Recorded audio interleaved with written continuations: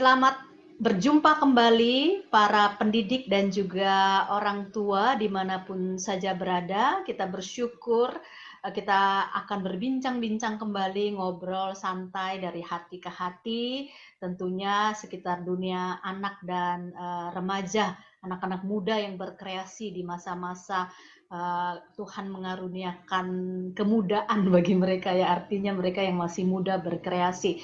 Nah, pada saat ini saya melakukan sesuatu dulu tidak biasa seperti yang lalu-lalu, tapi saya memegang sebuah gelas seperti gambar di belakang saya atau background di belakang saya, sebuah gelas, dan saya akan mencoba.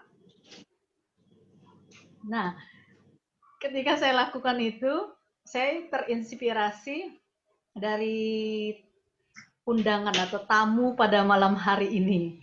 Seorang anak muda yang menulis sebuah buku dan juga terinspirasi untuk melayani di IG Live ya, seperti itu. Jadi setiap di IG Live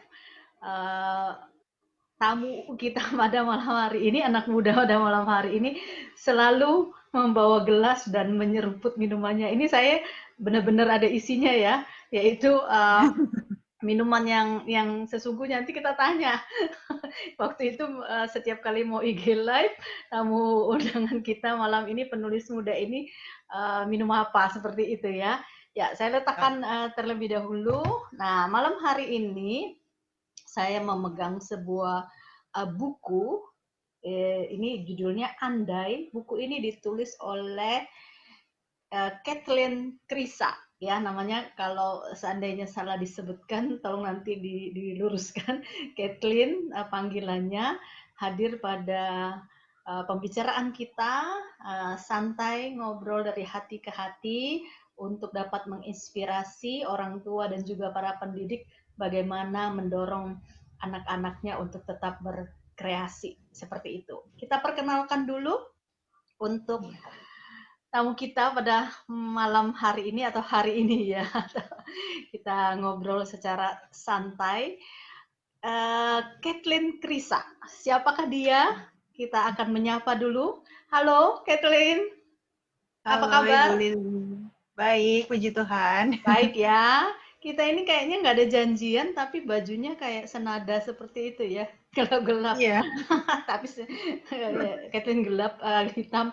Saya sebenarnya lebih ke biru gelap gitu ya. Nah, berbicara tentang Kathleen, kira-kira kalau misalnya harus diperkenalkan seperti itu, tadi kan hanya memperkenalkan nama, Kathleen Krisa. Bisa kira-kira cerita sedikit tentang Kathleen, lalu tadi soal gelas itu loh. Pas tadi itu terinspirasi dari mana setiap kali di IG live bisa tiba-tiba dapat ide seperti itu. Silakan diceritakan kepada kami. Oke, perkenalkan nama saya Kathleen Krisa. Kegiatan saya saat ini bekerja part-time di sebuah perusahaan praktisi komunikasi dan memberikan training-training kepada kantor-kantor. Dan saya menghandle sebuah podcast sebagai asisten produser di sana. Kalau ditanya soal tadi gelas itu, sebenarnya ini terinspirasi itu dari jadi kan saya sedang mengerjakan buku kedua, dan buku kedua saya itu non-fiksi. Buku kedua saya itu bercerita tentang 60 orang inspiratif, kisah inspiratif mereka yang dirangkum short story, hanya 3-5 halaman ceritanya. Jadi bagaimana perjuangan mereka meniti karirnya sehingga sampai sekarang bisa dikatakan sebagai anak muda yang sukses gitu. Terutama anak-anak millennials gitu ya. Jadi 60 orang ini terdiri dari 30 orang public figure dan 30 orang entrepreneur. Dan karena masa pandemi, saya tidak bisa ketemu langsung dengan narasumber saya, jadi saya harus melalui live atau enggak harus melalui Zoom gitu ya. Jadi saya pikir bagaimana kalau narasumber-narasumber yang lain yang kebetulan itu juga ada beberapa orang yang saya masukin ke dalam buku, saya bagikan melalui IG Live gitu. Kalau untuk judulnya sendiri sebenarnya saya ada sempat nanya di Instastory, teman-teman judulnya bagusan apa ya, voting gitu di Instastory, dan banyak yang memilih Ngupi Bareng Cat gitu. Dan kenapa pakai gelas ya, itu jadi apa ya, jadi semacam kayak trademark gitu ya, apa namanya, ciri khas kalau misalnya saya lagi live, selalu ada gelas ayam itu dan seruput gelas itu gitu. Kalau ditanya isinya apa, kadang-kadang saya isi air putih. nggak selalu kopi, karena kan itu tayangnya malam ya, jam 7 malam. Saya agak takut juga minum kopi malam-malam gitu, takut nggak bisa tidur. Jadi isinya air putih, atau enggak kadang-kadang malah nggak ada isinya gitu. Jadi ini bukan rahasia aja gitu, karena live-nya memang sebenarnya sedang vakum sekarang karena mau bikin new konsep gitu ya, tapi masih brainstorming sama orang-orang yang terlibat di dalam gitu kan.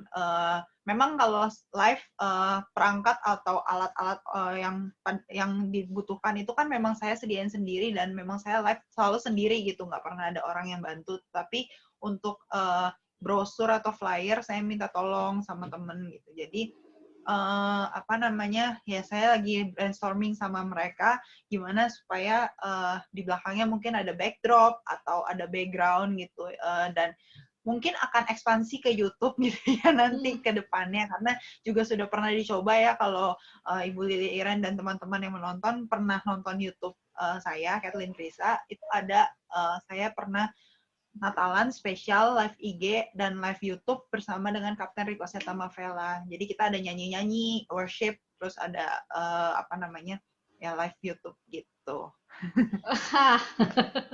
Jadi kita boleh minum lagi ya, karena ini kan sungguhan isinya. Itu. Jadi terima kasih, itu jadi sudah terjawab teka-tekinya ya. Setiap mungkin nanti ada yang melihat YouTube channel Anak dan Remaja Bagi Kristus ini juga, itu kakak Kathleen.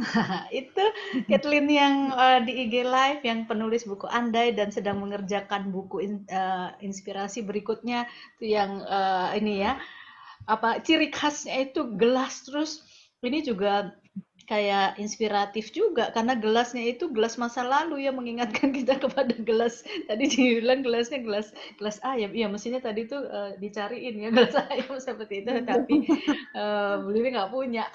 Jadi ini uh, sebuah apa ya, terobosan. Menurut Bu Lili itu sebuah terobosan. Kenapa? Karena justru Kathleen dan anak-anak muda yang lainnya juga, termasuk anak-anak muda yang nanti akan diundang di channel YouTube Anak dan Remaja ini, mereka adalah orang-orang yang melayani Tuhan, tapi yang kreatif dan inspiratif seperti itu ya. Salah satunya nih Kathleen ya, nulis buku juga, terus juga IG live juga, terus ada YouTube juga. Nanti sedang mengerjakan buku yang kedua ini.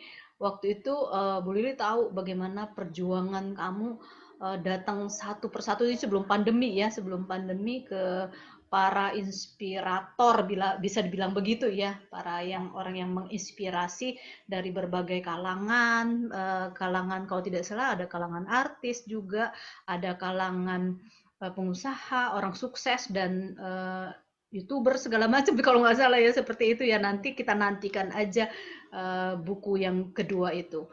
Nah, sekarang dalam perbincangan ini yang ingin ditanyakan ya kepada Kathleen yang masih muda ini. Kathleen tinggal di Jakarta ya, Ya, di Jakarta apa itu, pusat ya, utara. ya, ya Jakarta. Utara. Oh, masuknya utara ya. Iya. Oh ya, oke, Jakarta Utara. Jadi dalam masa-masa khususnya nih pandemi gitu ya, kan tidak mudah untuk tetap berkreasi, yang nulis Ya. tapi masih tetap jalan juga seperti itu, melakukan beberapa aktivitas yang lainnya. Nah, mungkin kira-kira bisa memberikan sebuah apa ya, kayak sebuah dorongan kepada anak-anak muda yang Catherine juga kalau tidak salah kan juga melayani Tuhan ya, Ya. di dalam jadi MC karena juga suka menyanyi, suaranya juga bagus seperti itu, kayaknya lengkap gitu ya, dan tanya seperti itu. Nah, dalam kesibukan bekerja juga part time, juga waktu untuk menulis, lalu juga melayani Tuhan. Kira-kira anak muda di usia berapa sih bisa lakukan itu? Ini kan podcastnya anak dan remaja seperti itu. Yang masuk juga remaja kan masuk usia pemuda juga, pemuda-pemudi. Bisa cerita nggak dari remaja itu punya punya cita-cita apa, punya inspirasi apa sehingga nyiapin hal-hal yang seperti ini? Silakan. Oke, kalau satu-satu ya untuk apa namanya, kalau untuk melayani Tuhan sebenarnya dari kecil. Jadi dari kecil itu saya kan hobi nyanyi. Dari kecil Hmm. hobi nyanyi, apa sering ikut paduan suara. Terus juga waktu dulu kecil di gereja itu saya dan teman saya sering jadi pengapit kecil. Nah, jadi pengapit kecil, terus habis pengapit kecil merangkaplah jadi penyanyi juga gitu. Jadi nyanyi di weddingan orang gitu, kalau ada ibadah di gereja gitu. Terus beranjak kelas 3 SD, saya ikut paduan suara namanya Jakarta Oratorio Society Children Choral. Dipimpin oleh Bapak Daru Darsono, kalau Ibu Lili mungkin pernah dengar Tahu, gitu iya. ya. Terus sampai waktu itu Children Choral itu sampai usia 12 tahun, naik tingkat ke youth choir. Jadi tetap namanya wadahnya itu namanya Jakarta Oratory Society atau disingkat JOS. Lalu dari Children Choral naik ke youth choir. Tapi pada saat naik ke youth choir itu kita masih aktif juga di Children Choral, tetapi lebih ke arah membantu teman-teman yang masih kecil-kecil untuk misalnya ngajarin bacaan not balok, ngajarin nyanyinya gimana, pernafasan, apa segala macam teknik, lebih ke teknis lah gitu. Terus juga karena udah masuk ke youth choir, waktu itu aturannya kita juga harus ikut JOS yang dewasa. Jadi yang itu usianya yang beragam ya, dari pemuda sampai usia tua, umur 70-an juga masih ada gitu ya nyanyi. Terus sampai SMA 3 itu aku berlangsungnya. Nah, kebetulan SMA 3 kan juga apa namanya didukung juga, saya sekolah di sekolah yang didirikan oleh gereja. Jadi segala fasilitas mendukung ketika kita ada konser atau ada pelayanan, kita diberi keringanan lah di sekolah gitu ya. Jadi dikasih ke privilege untuk bisa ngerjain tugas di sekolah, istirahat di sekolah gitu. Karena jadwalnya itu dari pagi sekolah sampai jam 2:30, terus kita istirahat segala macam di sekolah. 5:30 itu udah mulai start latihan untuk konser. Biasanya itu berlangsung sekitar sebulan sebelum konser gitu. Nah, itu kalau untuk pelayanan. Nah, setelah itu kuliah lebih ke arah jadi singer. Terus baru 2 tahun belakangan ini melayani sebagai worship leader gitu ya. Worship leader di gereja gitu, karena kebetulan puji Tuhan banget dikasih kesempatan sama ketua majelis yang sekaligus juga seksi acara gitu ya. Dia yang bagian acara kepengurusan, beliau yang memberikan kesempatan, ayo Kathleen apa namanya jadi worship leader lah gitu, belajar gitu. Terus setelah itu saya baru tahun ini Januari bergabung di sebuah ministry namanya The Chosen Generation Ministry. Di situ saya sebagai worship leader juga gitu. Terus suka kasih kesaksian juga gitu. Terus lalu juga saya apa namanya ya jadi tim internalnya lah gitu, yang mempersiapkan untuk Zoom segala macam, lalu juga mencari narasumber yang kesaksian maupun yang khotbah gitu. Jadi kan setiap minggu kan pengkhotbah dan pemberi testimoni itu beragam gitu ya, jadi ganti-ganti terus gitu. Itu untuk pelayanan. Kalau untuk novel sendiri atau bagaimana kok akhirnya bisa tulis novel, kan nggak ujuk-ujuk gitu ya, maksudnya nggak tiba-tiba gitu ya. Sebenarnya berawal dari SMP. SMP saya suka baca novel. Di sekolah kan apa namanya, saya dulu sekolah SMP di IPK, IPK Pluit. Nah, di IPK itu kan ada peraturan kalau seminggu sekali harus pinjam buku di perpustakaan gitu. Terus bukunya itu beragam ya, banyak banget di perpustakaan, tapi ada satu bagian di rak buku itu yang saya suka, novel nih kayaknya menarik nih, coba baca satu buku novel gitu. Jadi ketagihan baca judul yang lain gitu, jadi banyak judul. Terus itu berlangsung terus sampai SMA. Terus waktu SMA saya mikir, oh kayaknya saya udah mulai bisa nih coba nulis nih, ide cerita di pikiran saya tuh banyak gitu.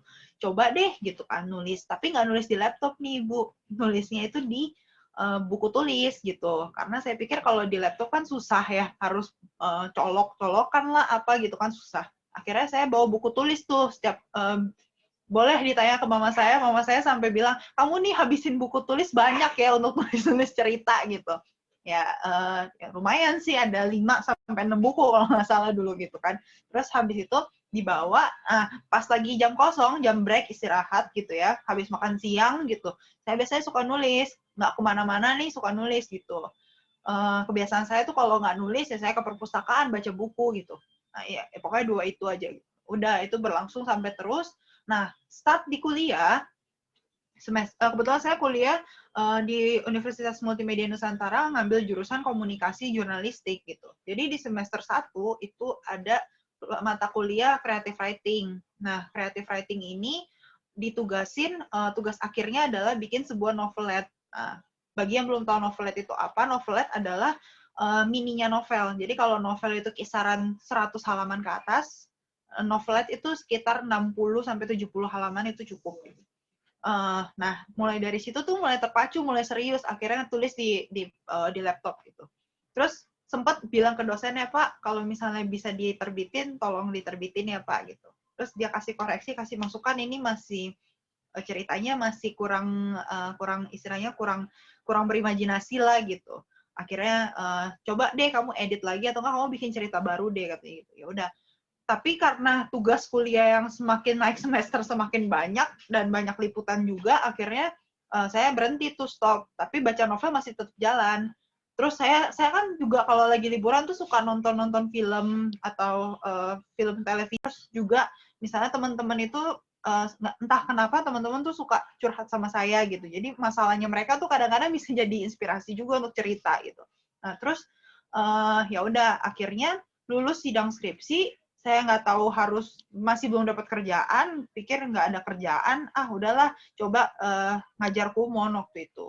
Ngajar kumon kan juga cuma part time ya, jadi Selasa dan Jumat, nah sisanya tuh kosong waktunya. Akhirnya saya coba nulis yang baru gitu. Itu berlangsung selama 3 bulan dari Agustus sampai November. November start mulai kerjain itu lebih serius lagi karena diajak papa saya ke tempat kerjanya refreshing di Tamiang Layang di Kalimantan Selatan, perbatasan sih Kalimantan Tengah Kalimantan Selatan.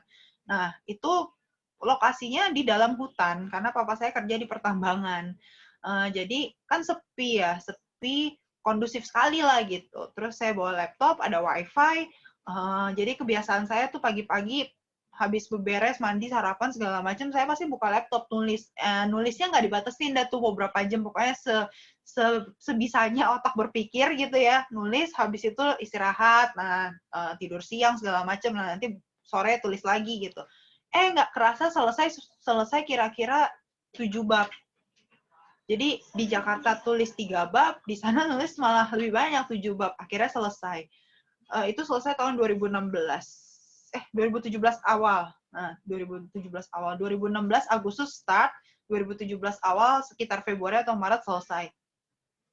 Kok nggak langsung terbit gitu ya, bukunya terbitnya kan 2018 gitu.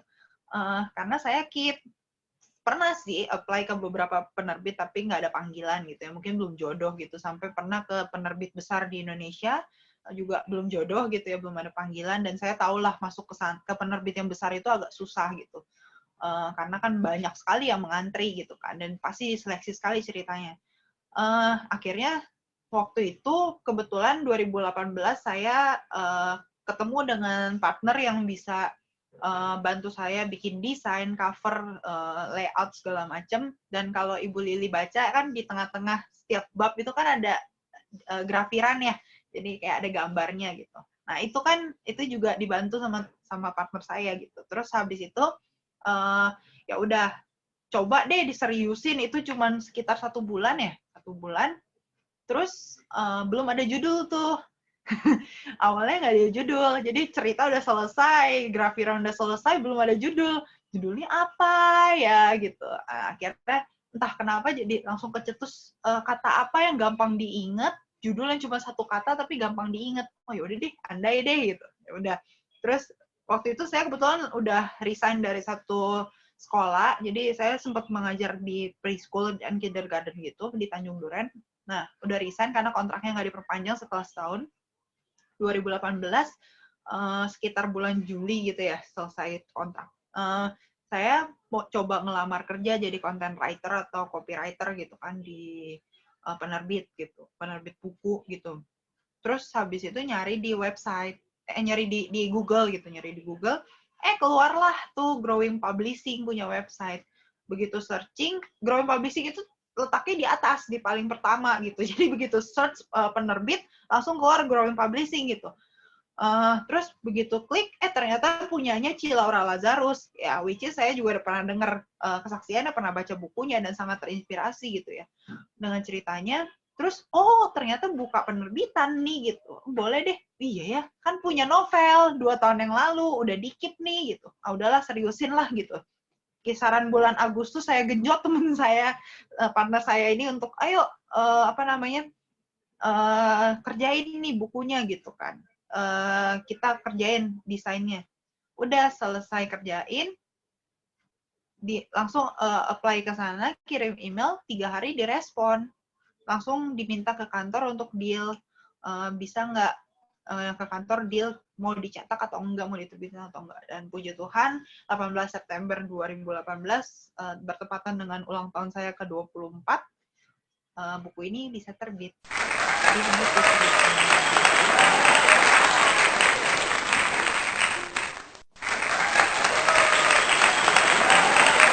Bersyukur sekali, maksudnya gini, apa namanya, si dalam setiap kehidupan kita, kita ini kan gini, bahwa apa yang kita kerjakan, apa yang kita lakukan itu eh, selalu kayak ada semangat gitu ya, betul nggak sih? Ada yang menginspirasi kita. Jadi, Betul.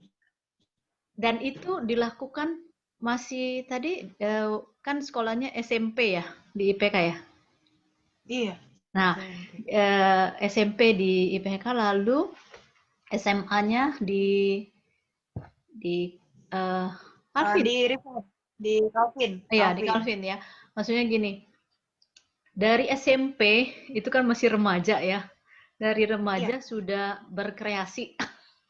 Jadi udah punya ide untuk menulis.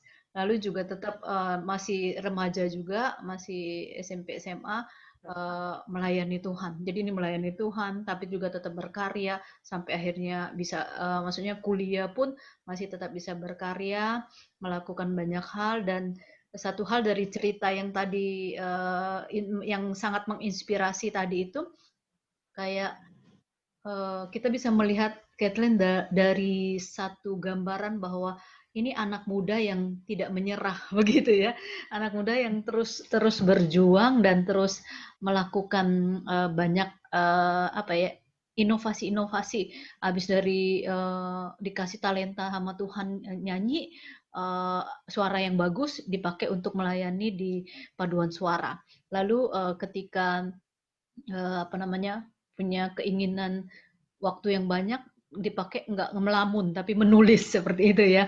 Lalu juga banyak kegiatan-kegiatan yang tadi diceritakan, jadi baik memakai kemampuan talentanya lewat suara maupun lewat tadi memuji Tuhan seperti itu, menulis dan kegiatan-kegiatan masuk ke banyak bidang seperti itu. Nah, buku ini kan kita sedang sebenarnya malam ini kita sedang berbicara tentang buku ini ya. Maksudnya buku ini sebenarnya salah satu ya karya karya dari Kathleen yang dikasih kemampuan menulis, dikasih suara yang baik untuk memuji Tuhan, lalu lewat karya-karya berkomunikasi, berhubungan dengan orang-orang. Nanti ini tulis buku yang kedua juga kayak kegigihan dalam mencari orang-orang untuk masuk ke dalam sebuah buku inspirasi seperti itu ya, sampai akhirnya udah nulis udah kayak 2 tahun kira tiba-tiba bisa di ini ya dipublish atau bisa dicetak seperti itu.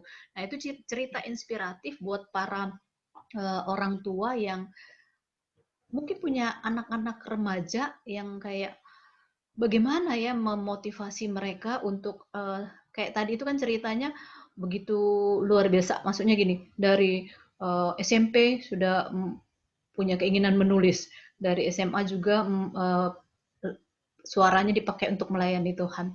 Lalu dari banyak hal, kegiatan-kegiatan publish, terus berrelasi dengan orang, dan kayak nggak menyerah. Abis ini belum selesai, nggak putus asa gitu loh. Tadi kayaknya kelihatannya terus kayak terus berjuang ya. Abis ini belum selesai, misalnya ngajar di satu tempat, terus berjuang lagi untuk yang lain, untuk yang lain. Nah, maksudnya semua perjuangan yang dilakukan ini bagaimana bisa menginspirasi anak muda, lalu bagaimana para pendidik dan juga orang tua bisa mendorong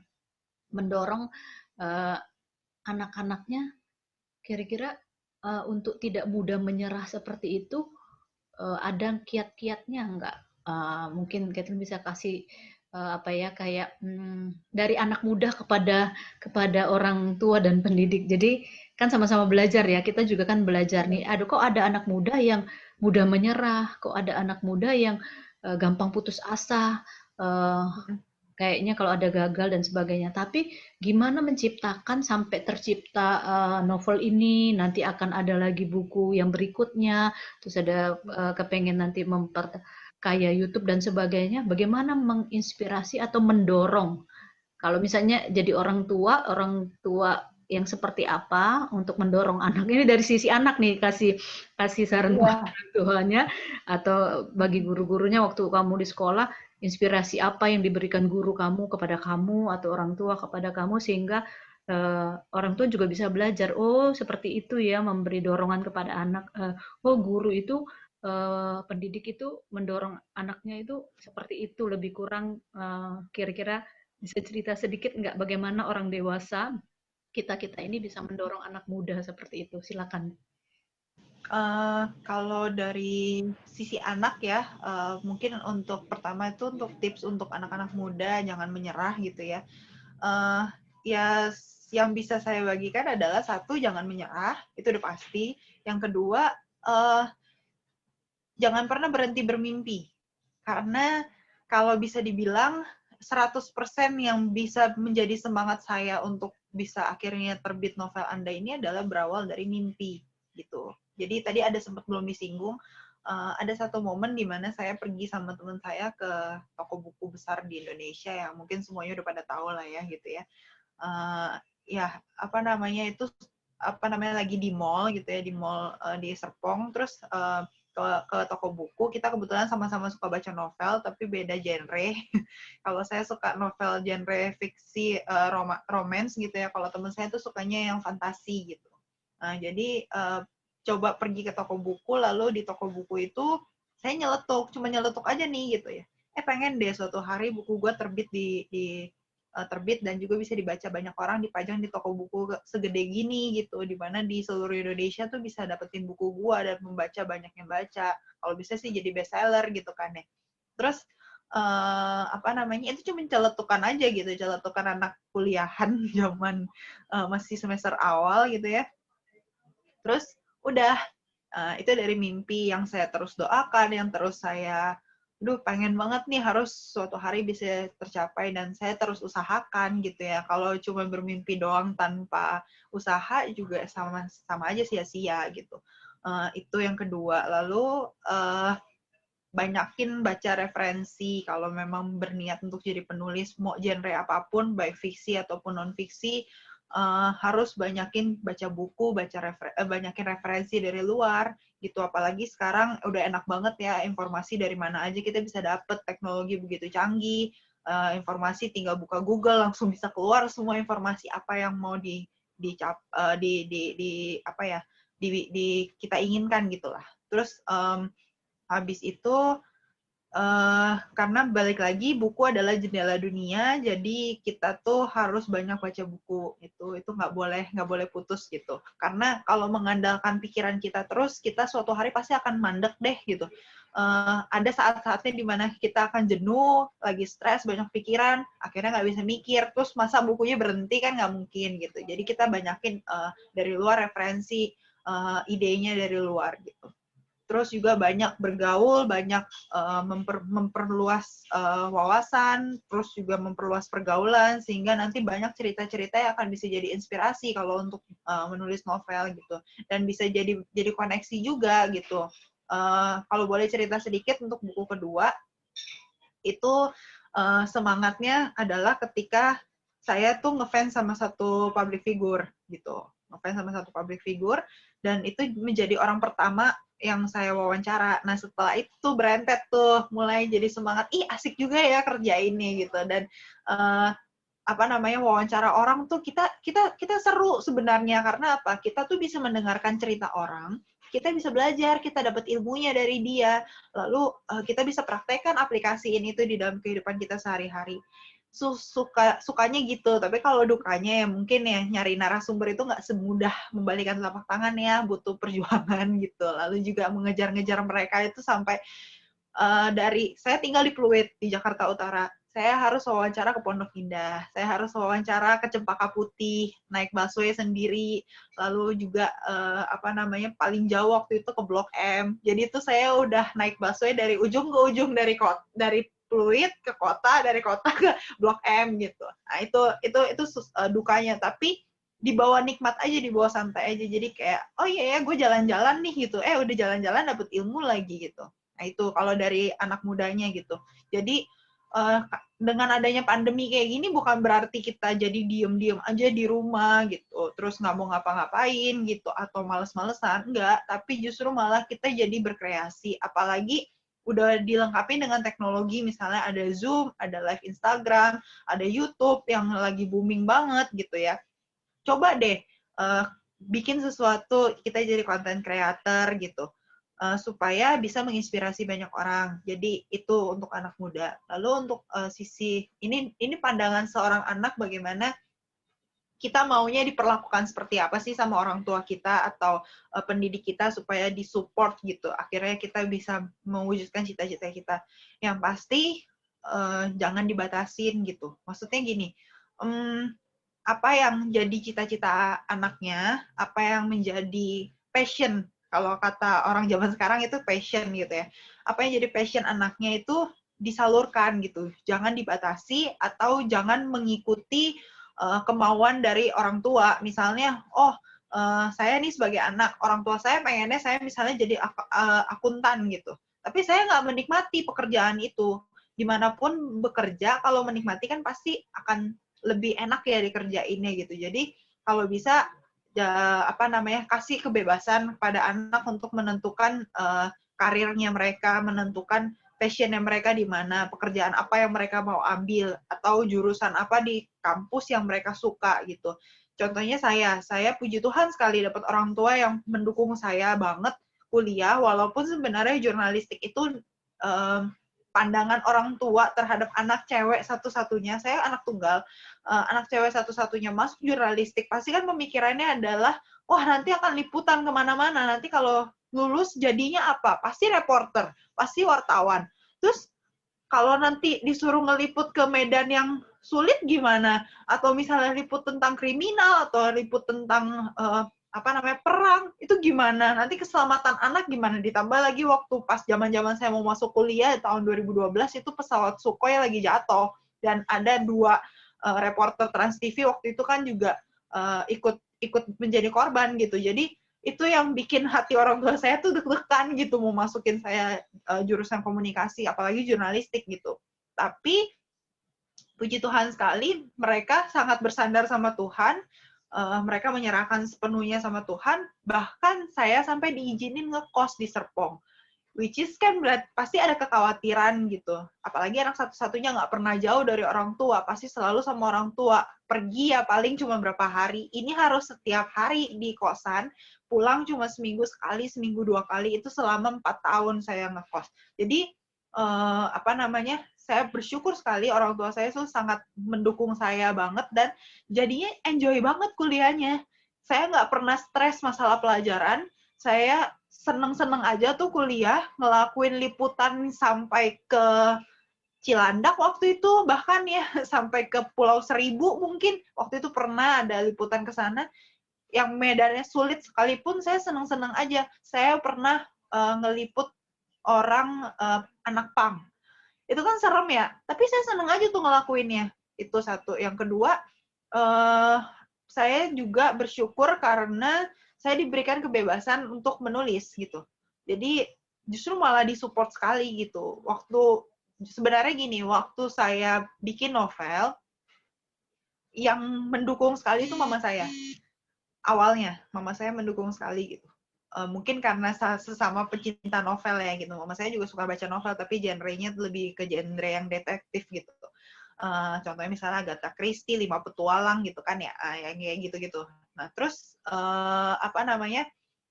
saya disupport sekali gitu. Oh iya, bawa laptop aja nanti supaya di Tamiang itu ada kerjaan. Karena kan papi kan kerja Senin sampai Jumat, Sabtu Minggu kamu baru bisa keluar jalan-jalan gitu kan. Ya udah. Terus papa saya mulai mensupport saya itu sejak setelah novel saya terbit, lalu saya mulai tulis buku kedua. Itu disupport sekali, sampai papa saya turun tangan nyari temennya untuk dijadiin narasumber atau dijadiin bikin kata pengantar atau testimoni gitu ya. Itu sangat mensupport sekali, bahkan dikejar banget, dikebut banget gitu jadi mentornya saya segi desain. Papa saya kan lulusan arsitektur, paling nggak dia mengerti seni bagaimana gitu kan ya, estetik yang bagusnya kayak gimana nih kalau covernya apa segala macam. Puji Tuhan sekali gitu, dan saya dikelilingi sama orang-orang yang memang sangat mendukung pekerjaan saya gitu. Jadi itu sih ya kalau dari pandangan saya terhadap orang tua ataupun pendidik, saya pengen ada orang tua yang bisa mendukung anaknya. Kalau dari segi pendidik mungkin saya rasa bisa dosen itu jadi mentor mahasiswanya, atau guru-guru itu bisa jadi sahabat bagi anak muridnya gitu. Karena saya juga bersyukur waktu di SMP IPK, ini sedikit melenceng sedikit, saya pernah dibully di SMP gitu. Tapi saya bersyukur ada satu guru saya yang guru bahasa Indonesia yang sangat mendukung jadi public speaker atau apa gitu. Ya itu gitu. Terus habis itu disupport juga, oh iya kamu harus bisa menulis. Nah, dosen saya tuh sangat senang ketika saya kasih novel saya, dan waktu sebelum saya kasih novel, dosen saya pernah kasih saya buku waktu saya kuliah, dan di buku itu dia tulis, di tanda tangannya dia sempat tulis, saya tunggu ya karya Kathleen nanti ke depannya gitu. Dan puji Tuhan apa yang dosen saya tulis itu jadi kenyataan, dan itu semacam kayak doa gitu dari dosen saya. Dan kita kayak nggak ada gap gitu antara mahasiswa dan dosen. Terus juga perbanyak ikut organisasi aja di kampus, itu juga memperluas pergaulan. Saya dulu nggak banyak ikut organisasi yang kayak BEM atau apalah itu ya, tapi saya ikutnya itu mentoring jurnalistik. Jadi saya pernah masuk di organisasi IPJ, Ikatan Penulis dan Jurnalis Indonesia. Itu sih kalau dari saya pandangannya ya. Jadi kita sama-sama belajar aja nih, karena kan belum jadi orang tua ya, jadi agak bingung gitu ya kalau untuk memberikan tips ke orang tua gimana gitu. Ya, terima kasih Kathleen. Justru maksudnya pembicaraan kita malam ini biasa kan orang tua memberikan saran kepada anak-anaknya untuk begini. Tapi mereka tidak dengarkan dari anak-anaknya. Nah, malam ini khususnya pembicaraan kita ini cukup baik karena gini. Kathleen anak muda yang dari remaja itu sudah berkreasi dengan yang tadi menulis buku, mengembangkan talenta suara yang Tuhan berikan. Di antara semua hal yang dilakukan itu yang paling penting disupport orang tua dan juga guru-gurunya. Nah, itu penting supaya setiap orang tua dan para pendidik yang juga bisa melihat pembicaraan kita malam ini, oh ternyata anak muda itu perlu didukung seperti itu, diberikan pendampingan, disupport, terus kayak diberikan semangat. terus diberitahu bahwa kamu bisa, ayo, lalu apa ya, didampingi, ditolonglah seperti itu ya, untuk dapat mengejar impian yang tadi dalam tanda kutip tadi kan penuh dengan impian. Nah, ini baik sekali. Terima kasih nih dari anak muda, dari orang yang dari remaja berkarya sampai sekarang jadi anak muda yang masih tetap berkarya. Itu menjadi inspirasi bagi setiap kita, orang tua ya, orang tua dan juga untuk semua inilah ya, maksudnya para pendidik, bagaimana memperlakukan anak-anak remaja dan anak-anak mudanya juga untuk dapat mensupport mereka, menolong mereka. Terima kasih banget ya, Kat. Kita udah ngobrol-ngobrol. Jadi kalau dengar Catherine cerita dari bagaimana berkarya dari SMP, SMA, kuliah sampai sekarang masuk ke dunia kerja, jadi kayak dengar sebuah apa ya, Catherine kayak kalau nulis novel mengalir seperti itu ya. Jadi kayak pantas memang inspirasinya. Jadi kita harus minum lagi. Karena saking asiknya bisa mendengarkan cerita-cerita itu. Jadi bagi Bapak Ibu, mungkin juga anak-anak mudanya pengen baca buku novel ini novel Anda ini romansa ya, romansa yang ditulis oleh anak muda lah seperti itu, oleh Kathleen ya, Krisa. Kita bisa dapatkan di toko-toko buku, khususnya di Gramet ya, Gramedia ya. Gini Ibu, sekarang kan ini kan bukunya udah 2 tahun ya, jadi mungkin di Gramet udah nggak ada. Jadi Iya, bisa langsung follow aja IG saya di Kathleen_Krisa, lalu iya. nanti apa namanya itu juga bisa didapatkan di situ. Atau sekarang buku saya tuh masuk ke toko buku online Oh, oke. di Novelisius. Nah nanti ada di bawah ini ya. Oke. Nanti kita tuliskan ya. Terima kasih. Terus ditunggu untuk bukunya yang kedua. Yang belum Oke. tahu judulnya kan? Tapi orang Belum. isinya Nanti surprise sangat-sangat ya. menginspirasi ya. Iya pasti. Iya. Terima kasih.